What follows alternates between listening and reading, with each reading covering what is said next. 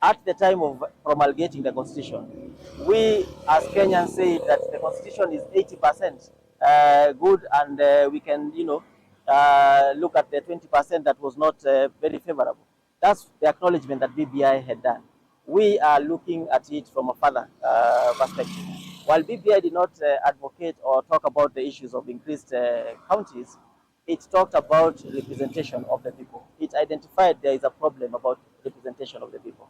We too have identified that in our petition. Remember, in the debate for the passing of the constitution, there were three proposals that were there.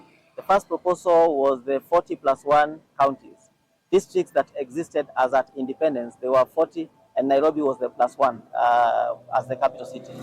Now, the second proposal included 76 counties that were proposed. These 76 counties were districts that existed as at 1994 District and Provinces Act. The third proposal was the 47 that we now have, those that existed as at 1992.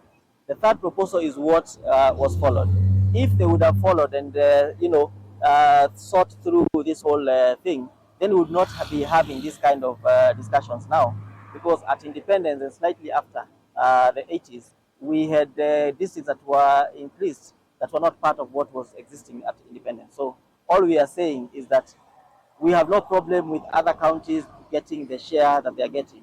All we want is for us to be able to self-govern ourselves, which is a basic principle that is in Chapter 11 in devolution. The debate surrounding the number of counties and the demarcation of counties that was there in Naivasha in the build-up to the 2010 Constitution, Thika was part of the areas that were to be designated as a county. Remember, in 1963, Central Province had 6 districts, including Thika.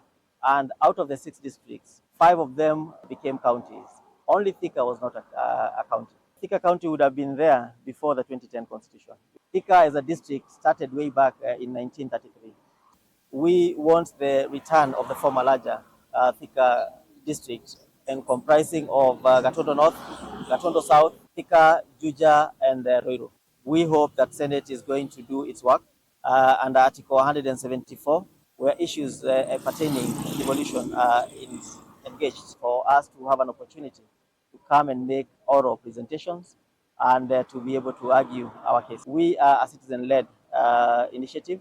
We are not in any way affiliated with any political process. However, the process of splitting the county obviously is a political process, because if it ends up in Senate, this is matters that are going to be discussed just like any legislation that is passed in Senate. So if at any given point the politics will engage at that level, at this level we are only a citizen-driven process. So we are not just arguing on issues of politics, we are also arguing political history, we are also arguing on issue of social justice. Issues that were supposed to have been addressed were not addressed. The build-up to the 2010 Constitution, the demarcation of the counties, all those issues are issues that were not engaged and were not included at the time of passing. So the time is right. The agenda of the county transcends the agenda of the city. The city agenda only started the other day. Like I said, we have been on this process since the year 2023. Those pushing for the elevation of Thika municipality into a city, we are in no conflict with them. What we are looking for is the bigger and the larger picture of it all. There is no problem if the headquarters of the county becomes the city. There is no problem at all. I mean, we have Nairobi County as a headquarter of entire Kenya. We also have Eldoret Town being a city as the headquarters of Uasin Gishu County. So there is no problem about it. They can coexist.